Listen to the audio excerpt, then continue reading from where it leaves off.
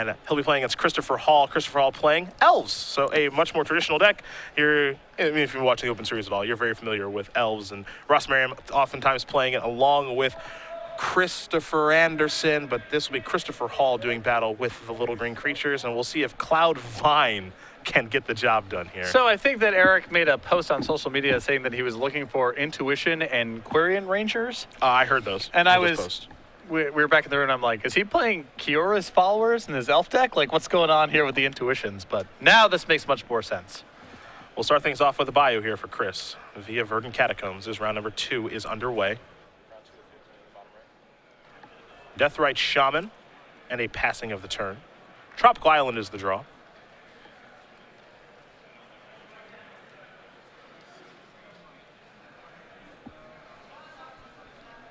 And now a Deathrite Shaman over there for Rill.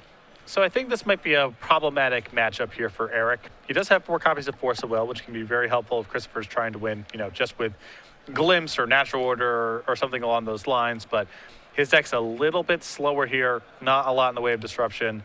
The Vengevine package does not seem that potent against Elves. Verdant Catacombs number 2. That'll just be a basic forest this go around here for Hall. Now, Hall, of course, you have to imagine at least has no idea what he's playing against here. So, the way that he searches up his lands, I think he might just be doing it with just normal sequencing. And it is certainly possible with Rill Start that he is just playing some sort of Sultai deck. It's a very honest beginning. Yeah, you can't extrapolate too much information here based on Eric's start. Here is a glimpse. Well, now Eric knows what he's up against. Oh. There's only one deck that does this. The follow-up is a copy of Quirion Ranger. This will allow Hall to draw a card. And I'm not sure if he can go off this turn, but he's certainly going to try. Well, he still has access to 1 more mana here. Yep, there's a Nettle Sentinel. Draw another card. Quirion Ranger the draw.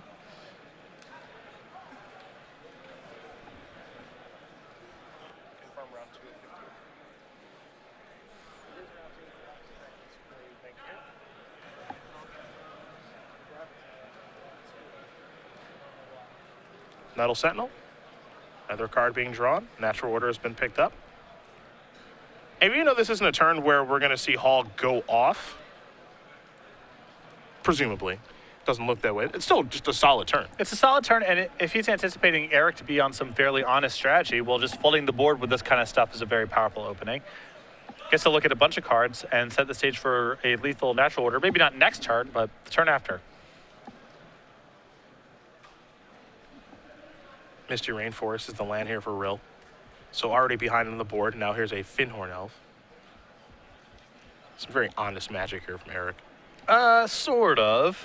At least so far. I mean, there is a Crater Hoof Behemoth in the deck, for example, so he's not playing totally honest.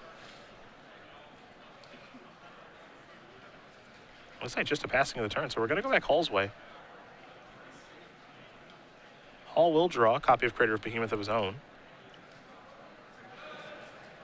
Pretty far away from that, though. If Christopher finds a Cradle, he's got it pretty much immediately.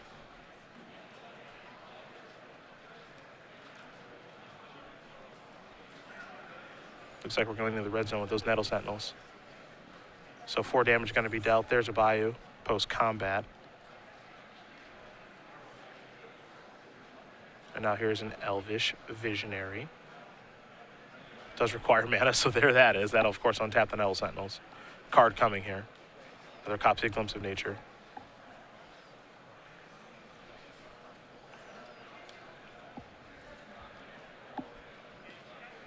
And Rill will sacrifice Misty Rainforest, going down to 15. Dried Arbor is what he's dug up. Keep in mind 4 copies of Cradle in Eric Rill's deck here as well. So he's in the market to also flood the board with a bunch of stuff and get to a pretty fast kill. 4 copies of Green Sun Zenith in the deck to that end. It's kind of weird. He's kind of an Elves deck, but kind of not. Yeah, he's got some dimensions of Elves, and then he's got some dimensions of Vengevine plus random synergies with Vengevine. There is a Cradle, currently tapping for 3 mana, but it can do so much more depending on what Rill's draw looks like.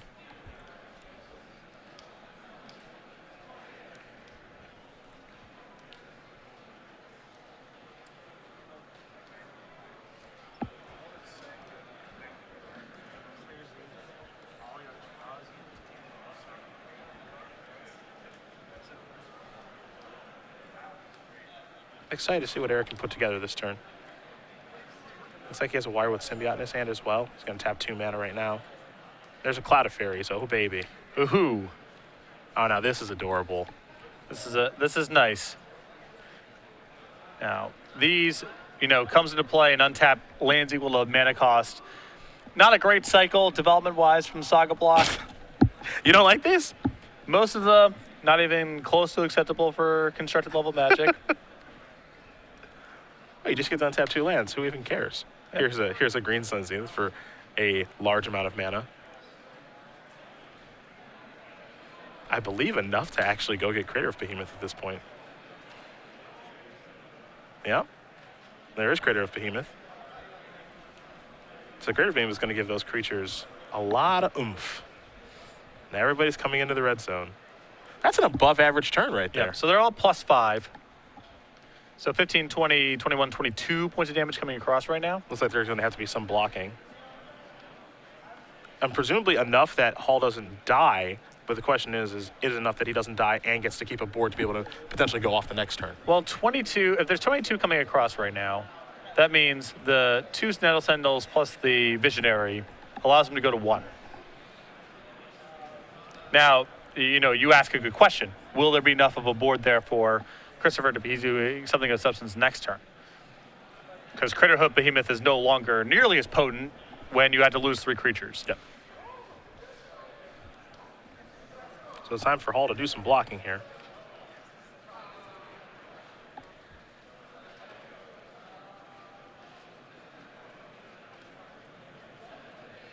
And as trample damage is assigned and creatures will come through, Hall will lose quite a few things. Or Rill will lose nothing. And we'll see if Hall can make some sort of comeback here. Yeah, I mean, this takes so much wind out of his sails now with his board being down. It means that, guys, Cradle is no longer nearly as good of a draw as it would have otherwise been.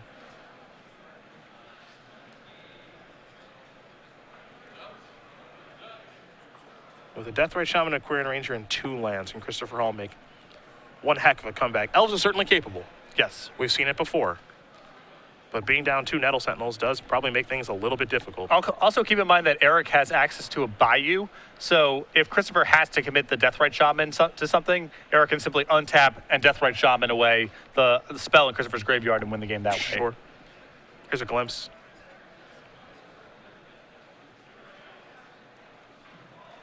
There's an Elvish Mystic. Draw a card. It's a forest. You have to imagine that he's looking for something like a Cradle here. Well, this is a path. If he can get to Cradle, he may have the opportunity to get to Crater Hook Behemoth and have something else to attack with a huge board. That's at least a game plan. Yep. Another Aquarian Ranger comes into play. Wirewood Symbiote was the draw. No Cradle just yet. You see the natural order of the Crater of Behemoth and a couple forests over there. But that is the path, as you did mention. So you can find a Cradle somehow, though if he plays a land, that's out the window, and now it is. So there's a forest, there's a Wirewood. Take a draw. Heritage Druid the draw.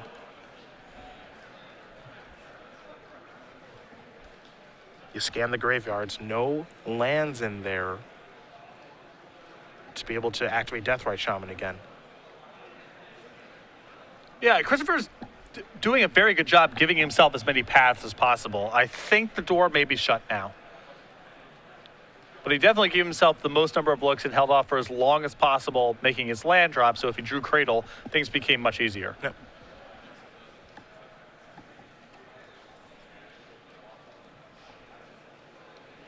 And Chris realizes he can't get the job done. He's going to concede the game. Eric Rill's going to win game number 1 here over Christopher Hall. Cloudvine is up a game over Elves. Things I did not expect to say this morning as we do take a look at the sideboards. We will start with Hall and his 3 Cabal Therapies, his 2 Thoughtseize, his 2 Meek Stones, 2 Abrupt Decays, 2 Pit Needles, a Scavenging Ooze, a Progenitus, and a copy of Choke.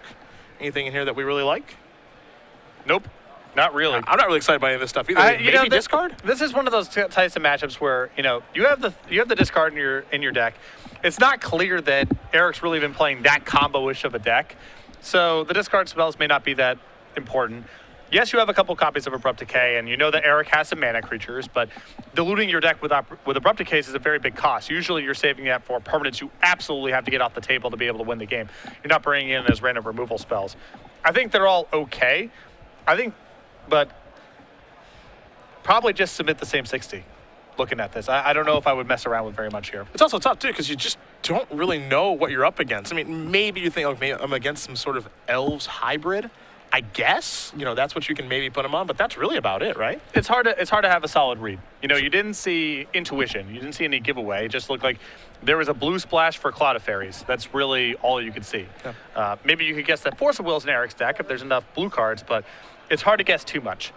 What do we see on the Rill side of his innovative deck? 3 copies of Abrupt Decay, 3 copies of Thoughtseize, 2 copies of Vendilion Click, 2 copies of Flusterstorm, a Venser Shaper Savant, a Scavenging Ooze, a Notion Thief, a Jace the Mind Sculptor, and a Garruk Wildspeaker. So I think that the 2 copies of Vendilion Click are pretty reasonable against elves. Elves can't really handle flyers very effectively, and often their hand has a lot of mana and 1 card that matters. So Vendilion Click has moments of being pretty good. I think the 1 copy of Notion Thief is fine to bring in here as it cuts off Glimpse and Elvish Visionary shenanigans. Okay. And besides that, again, not a lot to like here. I don't really like bringing in the random discard spells or the random removal spells, but I do like the clicks, and I do like the Notion Thief. A Notion Thief story perhaps is on the way. It's not lights out against elves, but it's pretty low cost to bring in, and it will have moments of being very, very good. All right. Well, while these players do shuffle up here for game number 2, you may have noticed the wolves on our lapel this weekend, which means that's something new here for game night, and it is the Wolves pin and tokens. Yes, this is the February kit. If you're not familiar with game night, once your store signs up for these kits, we send them out to you every week with pins and foils. You can run the game night whatever day of the week you want to, whatever format you want to. Just get players into your store for some fun and friendly magic. I believe it is too late to get signed up for the February kit, as we are already in February. But if you're looking to get signed up for March, head over to starcgames.com/game night. Get signed up today. And really, who doesn't want an adorable wolf token? Yep. Who are we even kidding? I like that the tokens and pins run the full spectrum of just legitimately adorable, like the wolf in front of us, to still cute and cartoony, but sort of horrifying, like the ooze from many months ago. It's a delicate balance. Right. I think that's key. That's key, that the balance is really important here. Yep. You just want a robust portfolio of different art so everyone can find what they're looking for. Well, number 20 on our Open Series leaderboard here for Season 1 is Eric Rill. Again, very close to qualifying for the Players' Championship last year, but things just did not break his way in Season 2 or Season 3, as Van Meter and Lisette were our points leaders during those 2 seasons last year. We'll see what Rill can put together this year, though. Again, coming in this tournament with 1 bye, as he is number 17 through 32 on our leaderboard, do get a bye for all of our Open Series events. So Rill right in that range based off of his results from 2014. Here's a Thoughtseize. I'll show you a Thoughtseize on Rill's side, along with a Notion Thief. He was a fan as well. There's also a Force of Will over there. So Eric has also gone into Disruption Overload here as he's brought in the Abrupt Decays and the Thoughtseizes. I like this a lot more from Eric's deck than I like out of Christopher's deck, because Eric has the Vengevine package. He doesn't have to go off to win the game. He can just generate value and beat down with Vengevines. And when you have that kind of element to your deck, then the discard spells and the random pieces of spot removal get a lot better. I think on Christopher's side of the table, because he has to win through comboing out, the opportunity cost for him to bring in these pieces of disruption is a lot higher. We will see what Hall wants to take here from the hand. Again, you mentioned Abrupt Decay being brought in. That's over there for Rill, along with Force of Will, Notion Thief, Thoughtseize, and just a couple of lands. Disruption Overload, an interesting, approach to take here for Rill. Like, I understand why he's doing it, but, maybe you dilute your deck a little too much if you take this approach. I suspect that the rationale here is that because he has Edrix and Vengevines and Intuitions, he can win from low resources. So if he trades 1-for-1 a bunch, he's probably the favorite in a game. Hall's going to take a look at his hand. Wirewood Symbiote among the cards that are over there. And he will select Thoughtseize. And we'll be heading back Rill's way in just a moment. Perhaps Cloudvine is something we'll have in the sideboard for you guys later today from Nick Miller. Seems likely. Yeah.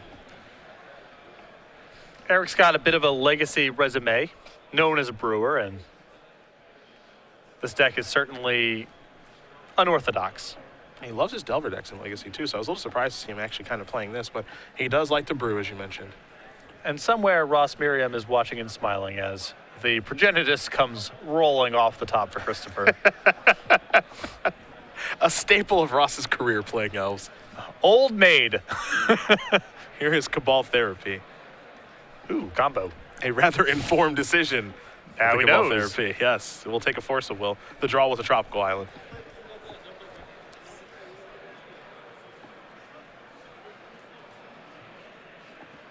But this is the risk of going pure disruption here from Christopher's side of the table. He now has one creature in hand, facing down a removal spell on Eric's side, and the remainder of his hand is a Natural Order and a Progenitus. Christopher going to sacrifice his Windswept here in an upkeep.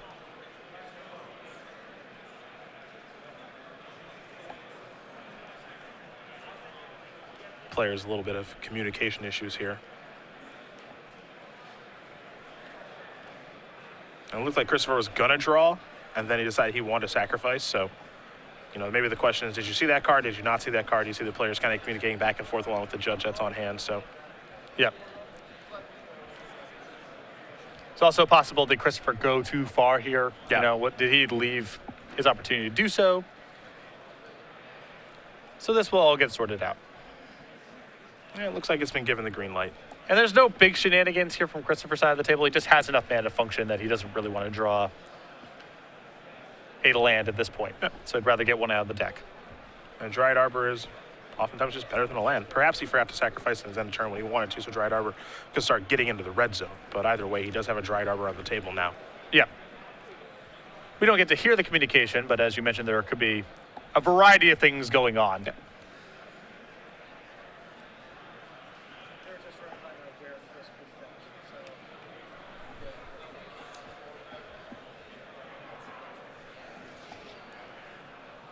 There's a Misty Rainforest. Now here's an attack for one. So it wasn't then a turn fetch. So Yeah. very clear now if it wasn't before, as now here's a Wirewood Symbiote. And a passing of the turn, Abrupt Decay is going to take care of the Symbiote. Got to get that thing off the table when playing against Elves. Causes too much trouble, as Rill will draw a card and play a Windswept Heath. Hall will sacrifice his Misty Rainforest. We'll see what land he wants to dig up. Is Christopher just going to beat downtown over here? Yes, the answer is yes. Yeah. A second Dryad Arbor. Keep in mind that Christopher also has the Natural Order at this point, so these Dryad Arbors count as creatures, of course, towards the Natural Order count, and for Critterhoof Behemoth as well.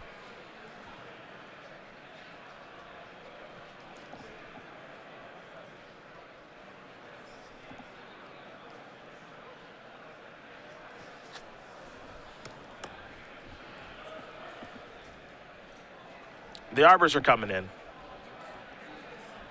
I suppose if Rill's feeling a little frisky, he can sacrifice his Windswept Heath to go get his own Dryad Arbor and block, but he will just take 2 points of damage at this point. Please meet your judge in the side event area. A Deathrite Shaman is the follow-up play here for Hall. And Rill will sacrifice that Windswept Heath.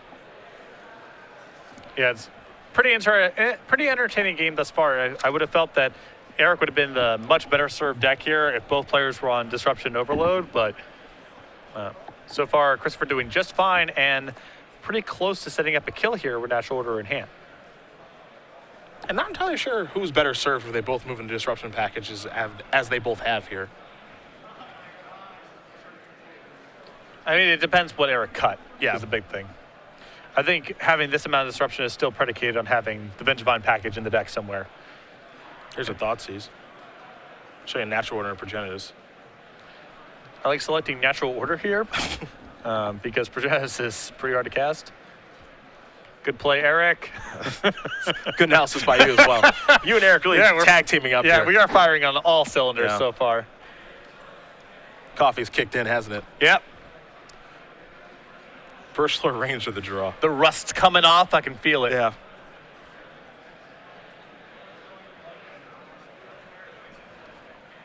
Well, we can't start going a different path. If Hall would like Deathrite Shaman, maybe going the remove your graveyard, drain you pathway. And I don't mind casting a Morph here, too. Oh, hello. I think if, I understand Christopher wants to leave some resources back here in case he draws glimpses, he's got something to do, but I think I would just cast that bad boy face down, activated Deathrite Shaman. 2-2 is pretty juicy on this board, and if a 2-2 is good, a 4-3 is Ooh, yeah. better. Never mind. Good patience by Christopher. The 2-2 wouldn't have been very good. Here is Vengevine coming into the red zone. Former Legacy staple. Deathrite Shaman going to go to work. Take care of a Thoughtseize. Rill will lose 2.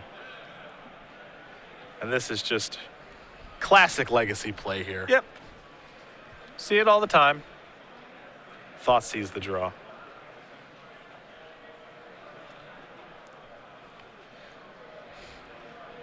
I feel like this is neither deck's best punch. Are you sure? Are you sure? We're not seeing. This isn't hard punch when playing as Balrog. This is more of the light punch. This is light punch. Actually, this would be light kick if you were playing as Balrog. This is the kick button. Yeah. Which is actually just a different punch button. That's correct. That's correct. There's old Birchfloor Ranger.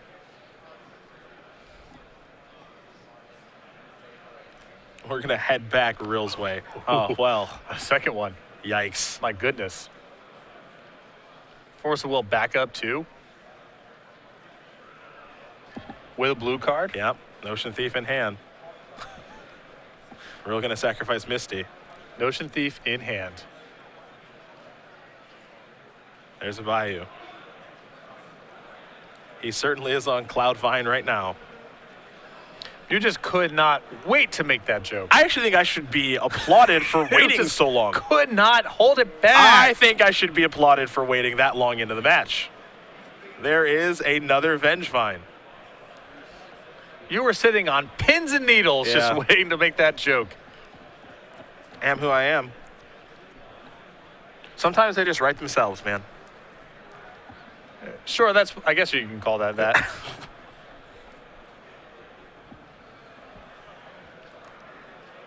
Hall going to activate Deathrite Shaman. Take care of Abrupt Decay. Now it's 4-9. A Thoughtseize, a Progenitus, and now a Natural Order. That's timely. Now, does he have enough mana to do everything? Now, he knows, presumably, that Rill has a Forcible in hand, so he's going to do a little bit of math here. No, that was picked up post-Cabal Therapy. Yeah. One got therapied away, and then one was drawn. Yep. So he knows Notion Thief is in hand, but he doesn't know if there's Forcible. And you take a look at the mana. One to cast Thoughtseize put him down to 2, and then he actually, assuming there's a fetch line in the graveyard, and there's actually one in his graveyard in Windswept Teeth. He does have access to 5 mana this turn to lead with Thoughtseize, go down to 2, and then cast Natural Order for Crater of Behemoth, assuming that Crater of Behemoth is still in the deck. So he can't take the safe route. He's going to lead off with Thoughtseize. Rill going to show his hand. And Force of Will very quickly selected. And now it is time, as there goes the Windswept Teeth, for a little Natural Order. There goes Dryad Arbor. Rill will take a long look at his Notion Thief, wishing he had Forcible in his hand. Yeah, great play there by Christopher, seeing that, even if he was down he was down a creature essentially because he had to use the Deathrite Shaman for mana instead of attacking with it, but that could still power through the blocker that Eric had. Yep. We should be on to game 3. And we certainly are. Christopher Hall with a timely Natural Order is going to get the job done here over Eric Rill. They're tied up, our Elves and Cloud Vine. And, we deserve a third match here. A third game, excuse me. We do. We deserve it. When there's a brew out there, you got to get 3 games with it. Now I'm curious to see how Eric sideboarded, because he brought in a ton of stuff, it felt like. Decays and Thoughtseizes. And those weren't even and the Notion Thief. And those weren't even the sideboard cards I was most excited about. That's actually Vendilion Click. Yeah, I think this is an issue of, he just went too reactive there. Because he drew a lot of his reactive cards, and then he just lost 2. A discard spell and then Natural Order. So I could see him pretty easily cutting Edric, Spymaster, or Trent, because Christopher's deck is very good at blocking. So that's a card I think is probably an easy cut. Past that, there's not a lot of obvious cards to take out of the deck. Yeah, I think sideboarding with a deck like Rill's, and truthfully with a deck like Christopher's as well, is always pretty difficult. Yeah, like I like Fauna Shaman a lot in Eric's deck post board because Christopher can't kill it very easily. Maybe he's got some removal spells, but probably not. And if that gets into play, he's got a lot of ability to leverage his removal spells because Fauna Shaman allows him to assemble a pretty good Vengevine engine. The old Vengevine, an old favorite. These players will shuffle up here for game number 3, where hopefully we will have some more Vengevine action. But in the meantime, we will talk about not 1, not 2, not 3, but 4 books available here from Cardboard Crack. Yeah, the first 3 books were so well received that we went ahead and printed a 4th copy. They're all available on paperback. This is the black and white Magic the Gathering themed comic strip that's very popular. They're all $12.99 a piece, and you can head over to starcitygames.com/cardboardcrack to order your copy or copies today. Big fan of Cardboard Crack. Do follow him on Twitter. You can also find him in the Star City Games newsletter as well. As we do turn our attention back to game number 3 here between Elves and Cloudvine. We've watched almost 2 rounds of Legacy, and we're going to see 6 different archetypes now. Yes. Love it, love it, love it. That's why covering Legacy tournaments is so much fun. Although these 2 decks do have some similarities. At their core, they're critical mass of creatures plus Critterhoof Behemoth. Yeah. With Gaia's Cradle to cheat the whole thing. But the details are where things get quite a bit different. I really like that combination of Cloud of Fairies plus Cradle. Not something I've seen before in Legacy, that's for sure. But I did like that interaction, and hopefully we get to see some more of that this game. Same. It feels like cheating. It does. Maybe we'll see more of that in the format. Who knows? There's just a general air of unfairness to Cloud of Fairies. It's just not an honest card. No, it is not. I know what they were going for, I think, but it's just not an honest card. Yeah, they just didn't understand the implications back then. They just didn't. And they obviously did not understand the power level of Tolarian Academy and Gaia's Cradle. You're saying they would not print lands like that today? No, I don't think so. Are any of those lands okay to print? Serra's Sanctum? They're still dangerous. I mean, Serra's Sanctum would probably not get played in a lot of standard formats because there just wouldn't be the critical mass of enchantments required to build a good deck. It would still be super dangerous. What about Shivan Gorge? Can they bring that one back? Shivan Gorge is safe to print. That one's okay? All right, Yeah. That's good. That's part of the cycle. Right. I'm using the term cycle very loosely. So there's 2 busted beyond belief designs. Academy and Cradle. There's 2, like, maybe Standard could handle this, maybe Standard couldn't, but extremely risky designs. Phyrexian Tower and Serra's Sanctum. And then there's one, like, I'm not positive you would play this in your draft deck. And the Gorge. It's Shivan Gorge. Red always getting the short end of the stick. Yeah, well, there's some land cycles where Red kind of did okay for themselves. Barbarian Ring, probably the best of that cycle, though that's a lot of context. I'll take Cephalid Coliseum as best of that cycle. Sure, Coliseum's a fine choice, yeah. I'll take the blue one as the best of the cycles. Yep, you're right. Here's a Deathray Shaman. I would actually, okay, people watching at home, get your Twitters ready. Which land cycle is the one where red is the best one? Does it exist? Oh, I think I have it. The Zendikar cycle of commons that come into play tap. Teetering Peak's got to be better than the other ones. I'd have to think about it. I would have to think about it. Here's a Quirion Ranger. I'm a pretty big Sagiri Step fan. Oh, dude, come on. Neither Reliquary could search for a Sagiri Step, and that mattered. Yeah, if your opponent didn't know that card was in your deck. Even if they did, it mattered. They had to play around that. Here's another Quirion Ranger.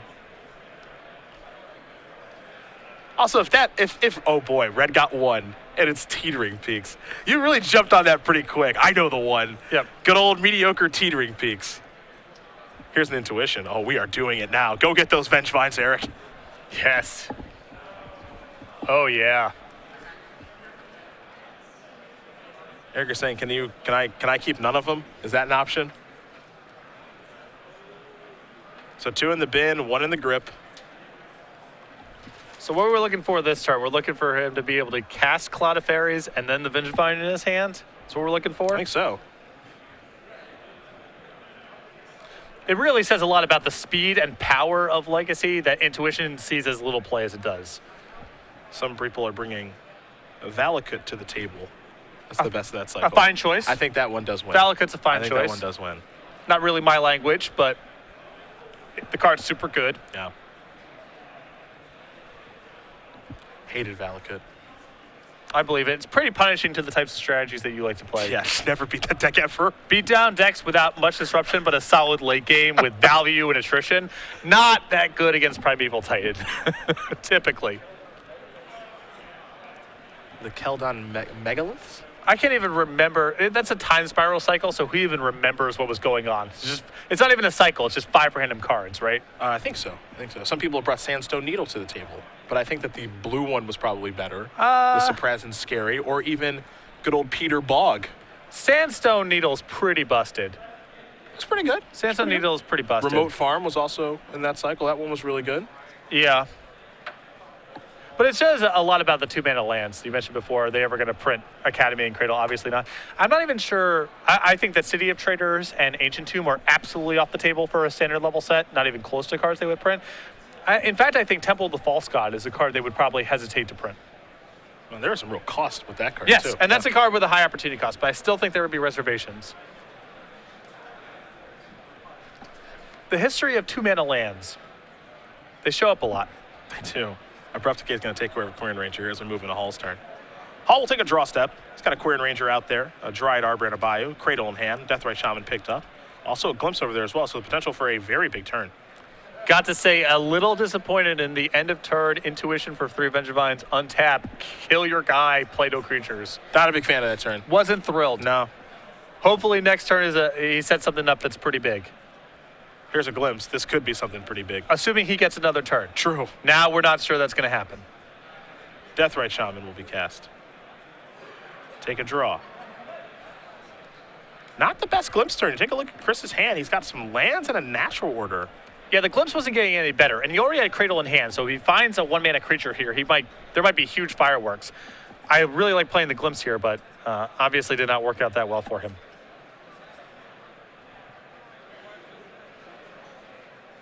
Some saying that the depletion lands from Time Spiral Fungal Reaches the best of the bunch, but I argue that Dreadship Reef was the best whatever of the bunch. blue-black one was that lets you flash back your teachings or whatever. That one was the best one. Here's a natural order. Gonna sacrifice the Deathrite Shaman as part of the cost. And for once, Progenitus is not in hand and coming into play on SCG Live. A rarity. And this immediately puts the clock on Eric to actually get the job done. Yeah, this might mean that Eric now has to try to win through Craterhoof Behemoth. Yeah.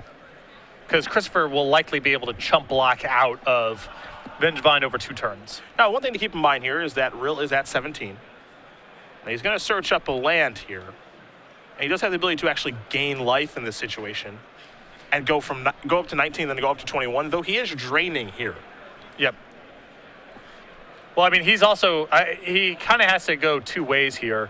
One is hopefully punk Christopher out with damage or get himself over 21 to be able to gain life and take 2 hits from Progenitus. But he still has the option to go and do the second thing if he wants to. He could untap, activate Deathrite Shaman and gain 2, and then untap and do it again. So it's not like that door is closed.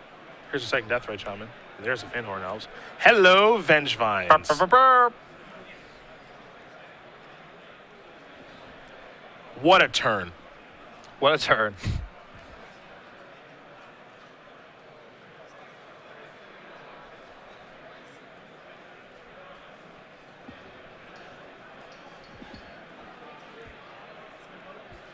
And it still might be free for Eric to send an attack here with the 2 Vengevines if he has 2 creatures to follow up with next turn. Well, he's coming in. Progenitus is going to predictably block, so 4 damage will be dealt. And we're going to head back to Hall, who draws a Thoughtseize for the turn. So you can see his hand. 3 lands. One of them is a fetch land, so that represents another Dryad Arbor. And then a Thoughtseize. Just not all that attractive of a hand. And we might be in a situation here where Chris can't even consider casting Thoughtseize because the 2 life might matter. Exactly. And, you know, Christopher doesn't have a choice here but to attack with Progenitus. Eric's going to be able to overwhelm the Progenitus on defense. So even though this play doesn't look like it's likely to win over the course of the next turn or two, it's all Christopher can do. He can't hang back. In comes Progenitus, Rill's down to 7.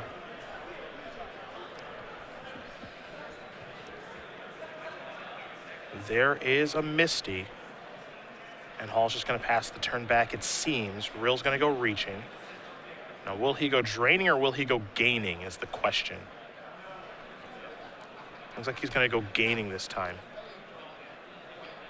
Because he still has the 2 Deathrite Shamans available, so he always has the option of pivoting and doing a different strategy. Yep. But if he doesn't gain life this turn, he kind of can't do it the following turns because he has to get to 11 to have it make a difference.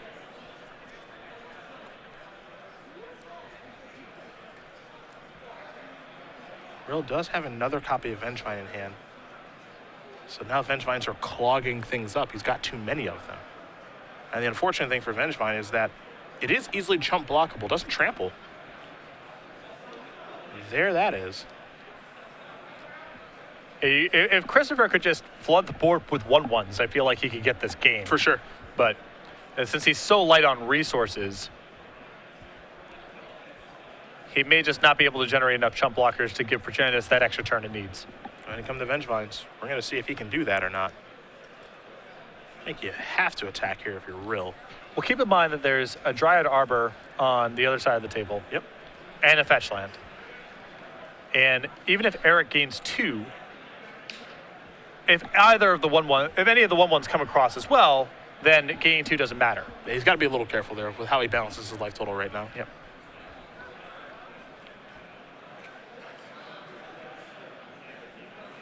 Looks like he might go Zenithing.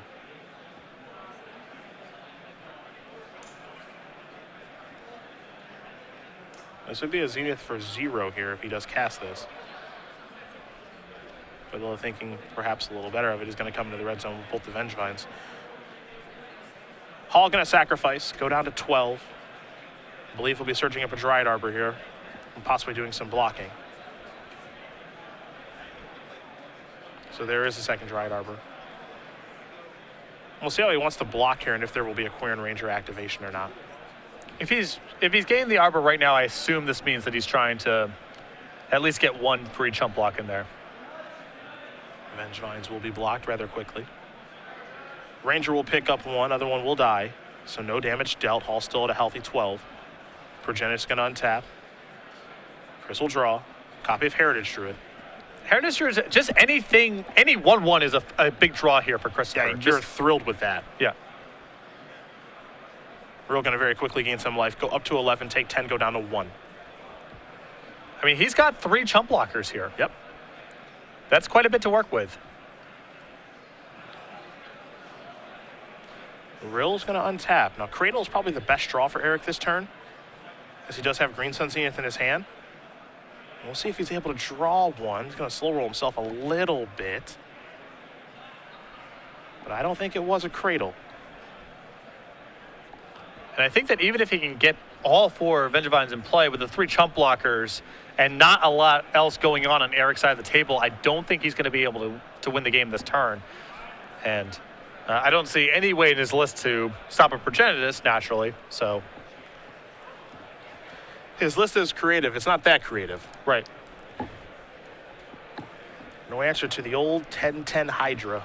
You see his hand. The draw for the turn was a copy of Deathrite Shaman, a cheap card to be able to maybe bring back the Vengevine, but not what the doctor ordered right now. And so Rill's going to kind of go through those iterations and figure out if there's some sort of way he can get 12 points of damage across between the Vengevines and the Deathrite Shaman activations, but I don't think that's the case. And Christopher's really done a marvelous job of working through this game. I mean, I think the way that he navigated his chump blocks last turn was very good, making sure that he could cash in when the getting was good.